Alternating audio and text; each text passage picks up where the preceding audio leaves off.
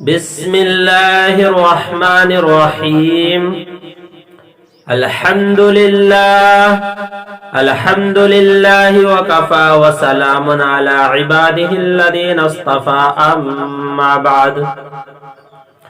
محترم ناظرین، اللہ تبارک و تعالی کی ذات سے امید کرتا ہوں آپ لوگ خیر و عافیت سے ہوں گے۔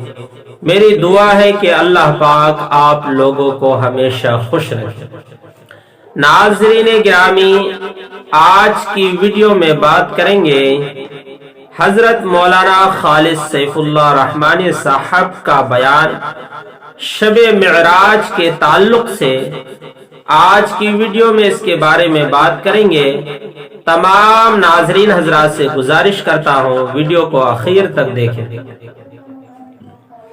ناظرین گرامی، آپ حضرات اپنا قیمتی وقت مجھے دیتے ہیں، جس کا میں دل کی گہرائیوں سے آپ کا شکریہ ادا کرتا ہوں۔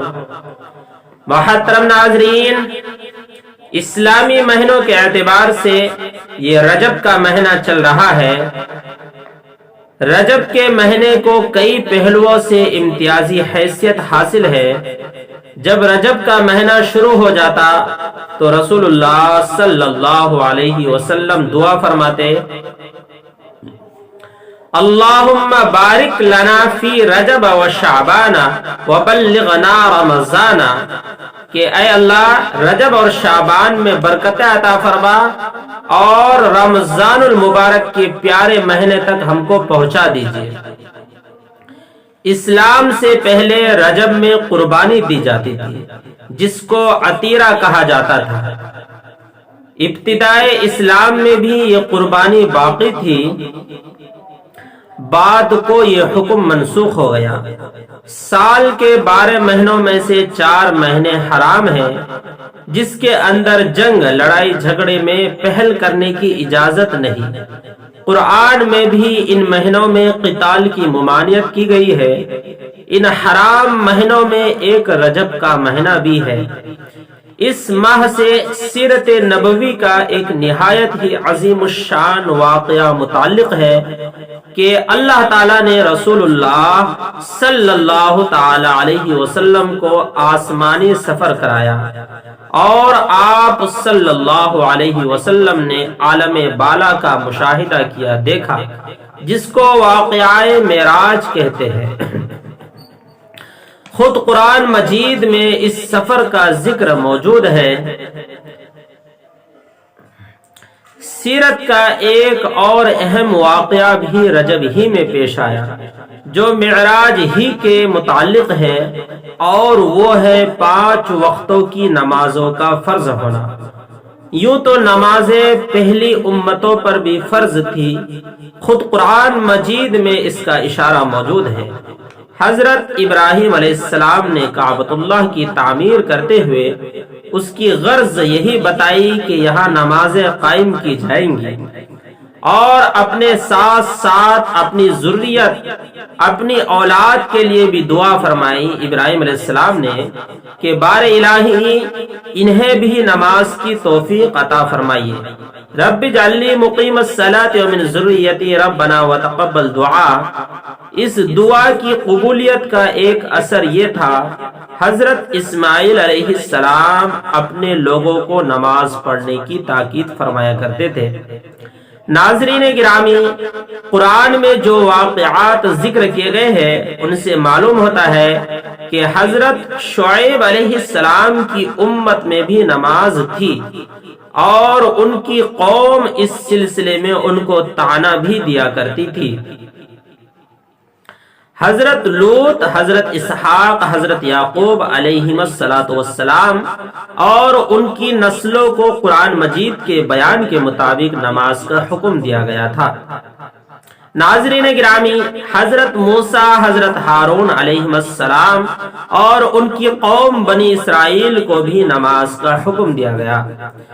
قرآن مجید نے حضرت زکریا علیہ السلام کے ایک واقعے کا نقشہ کھینچتے ہوئے کہا ہے کہ وہ اس وقت محراب میں نماز ادا فرما رہے تھے۔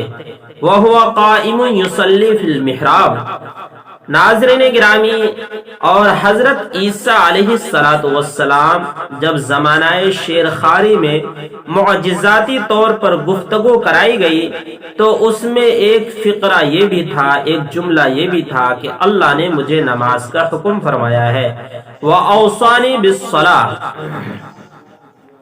غرض کہ جس قوم کے پاس بھی وحی آسمانی آئی ان کو ایمان کے ساتھ نماز کا بھی حکم دیا گیا۔ البتہ ضروری نہیں ہے کہ پانچوں نمازوں کا حکم دیا گیا ہو یا نماز کی وہی ہیئتیں رکھی گئی ہو جو اس امت کے لیے رکھی گئی ہے، بلکہ احادیث سے معلوم ہوتا ہے کہ نماز عشاء کی نماز اس امت کی خصوصیات میں سے ہے۔ پچھلی امتوں پر یہ نماز فرض نہیں تھی۔ ناظرین گرامی، امت محمدیہ پر بھی ایسا نہیں ہے کہ واقعہ معراج سے پہلے نماز فرض نہ رہی ہو، بلکہ قرآن مجید کے بیان کے متعلق قرآن مجید کے مطالعے سے معلوم ہوتا ہے ایمان کے بعد سب سے پہلے جو فریضہ مسلمانوں پر عائد کیا گیا وہ دعوت دین اور نماز ہے، کیونکہ سورہ علق کی ابتدائی آیت کے نازل ہونے کے بعد سب سے پہلے سورہ مدثر کی ابتدائی آیت نازل ہوئی اور اس میں آپ کو دعوت دین کے ساتھ ساتھ نماز کی بھی تلقین کی گئی۔ یا ایھا المدثر قم فانذر وربک فکبر، پہلی آیت میں آپ سے خطاب ہے، دوسری آیت میں انذر یعنی دعوت کا حکم ہے، اور تیسری آیت میں اللہ کی بڑائی بیان کرنے یعنی نماز کا حکم ہے۔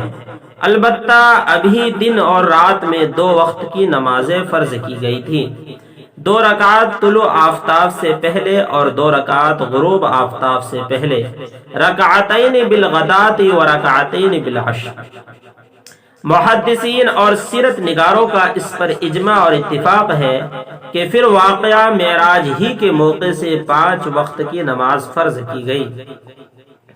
احادیث سے یہ بھی معلوم ہوتا ہے کہ ابتدا میں 5 نمازیں 2 رکعت ہی فرض ہوئی تھی، بعد میں 4 رکعت کر دی گئی، البتہ سفر میں 2 رکعت باقی رکھی گئی، اور یہ بات ام المؤمنین حضرت عائشہ صدیقہ رضی اللہ عنہا سے مروی ہے کہ شب معراج میں 5 وقت کی نمازیں تو فرض کی گئی تھی، لیکن اس وقت نمازوں کے اوقات متعین نہیں ہوئے تھے۔ روایتوں سے معلوم ہوتا ہے کہ واقعہ معراج کی